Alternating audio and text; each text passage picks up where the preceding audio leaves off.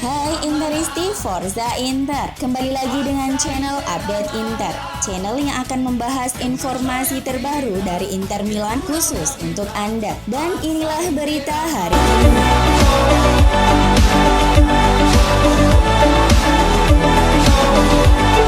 Kiper utama sekaligus kapten Inter Milan, Samir Handanovic, menjadi pemain kedua Inter yang dinyatakan positif COVID-19 dalam pekan ini. Nerazzurri telah mengumumkan melalui situs resmi klub bahwa kiper asal Slovenia itu telah terjangkit virus corona. FC Internazionale Milano dapat mengonfirmasi bahwa tes COVID-19 yang dilakukan oleh Samir Handanovic pagi tadi keluar dengan hasil positif. Bunyi pernyataan klub.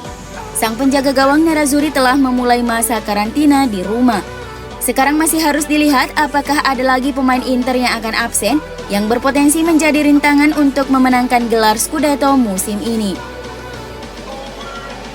Positifnya Handanovic kemungkinan besar karena terjangkit dari Danilo De Ambrosio yang dinyatakan terinfeksi COVID-19 pada Selasa lalu. Para pemain Inter yang lain telah menjalani uji swab COVID-19 lebih lanjut hari ini dengan hasil yang akan diumumkan besok.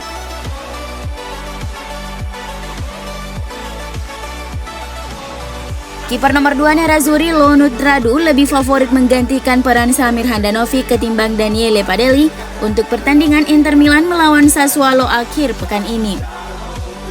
Menurut Gazzetta dello Sport bahwa kiper internasional Rumania itu akan menjadi starter melawan Sassuolo pada Minggu 21 Maret 2021 pukul 2.45 waktu Indonesia Barat.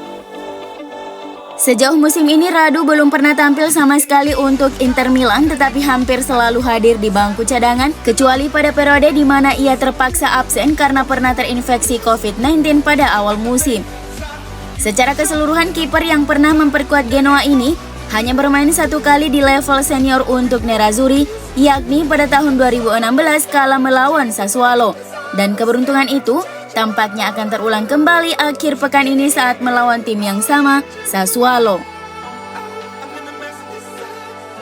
Sementara itu ada 3 pemain yang menjadi calon sebagai kapten sementara saat Inter melawan Sassuolo.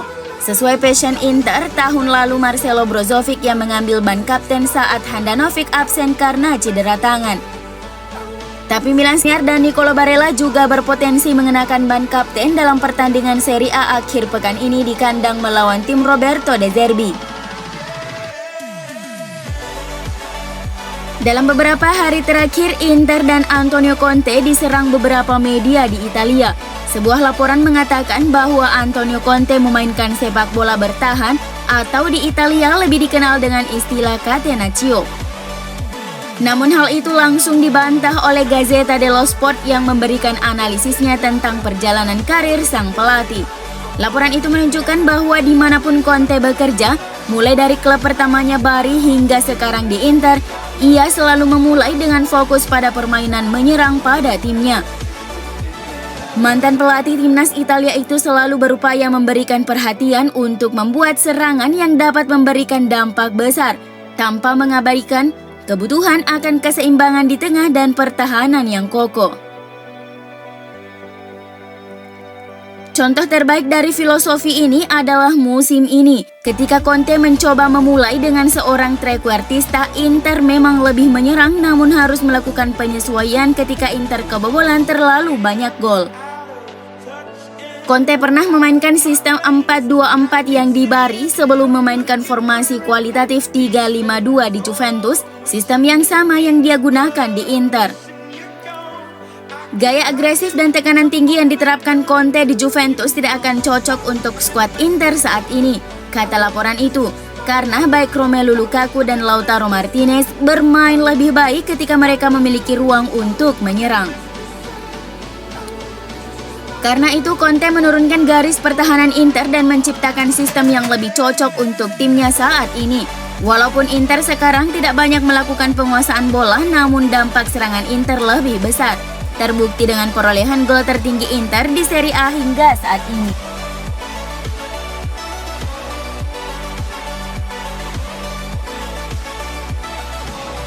Inter Milan ditantang tim Liga Primer Crystal Palace untuk mengamankan tanda tangan gelandang Sampdoria Mikkel Damsgaard.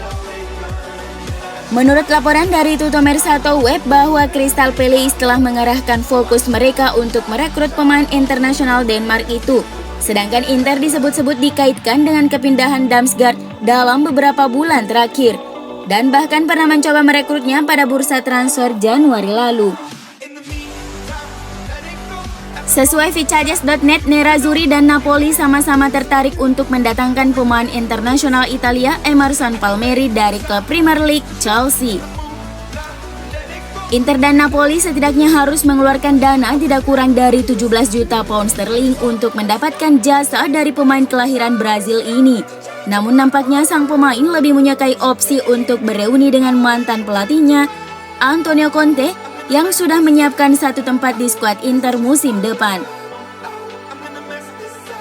Penjaga gawang Shakhtar Donetsk Anatoly Trubin tidak percaya rumor yang mengaitkannya dengan kepindahan ke Inter. Berbicara dengan Tuttomercato Web menjelang pertandingan leg kedua babak 16 besar Liga Eropa, Trubin berpikir bahwa ketertarikan Inter Milan pada dirinya hanyalah rumor semata. Sesuai edisi Gazzetta dello Sport, Agüero sudah muak dengan kehidupan di Manchester City dan ingin meninggalkan klub di musim panas. Pemain Argentina itu marah dengan atas perlakuan yang diterima di klub Liga Premier dalam beberapa bulan terakhir, setelah melihat waktu bermainnya sangat terbatas di bawah asuhan Pep Guardiola musim ini. Hal ini membuat Inter berpeluang untuk mengamankan jasa sang pemain walaupun mendapatkan saingan berat dari Barcelona dan Juventus yang sama meminati sang pemain.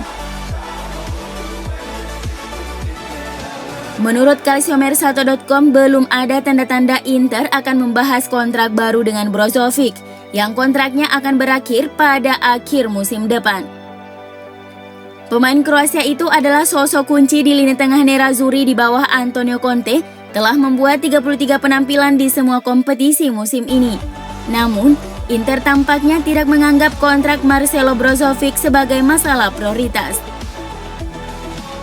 Sebaliknya, Inter lebih berfokus pada kontrak Lautaro Martinez, Nicolo Barella, dan Alessandro Bastoni yang perlu dipagari lebih ketat untuk mencegah klub lain untuk mendapatkan mereka. Sesuai FC Internews.it, klub Serie B Reggina ingin mengontrak gelandang Primavera Inter David Wieser dengan status pinjaman musim depan. Pemain berusia 19 tahun itu adalah salah satu dari sejumlah nama yang diawasi oleh tim Marco Baroni dan dia bisa bergabung dengan mereka dengan status pinjaman selama musim depan. Selain Wieser, Reggina ingin mempermanenkan anak muda Inter Rigoberto Rivas yang telah mereka pinjam selama musim ini.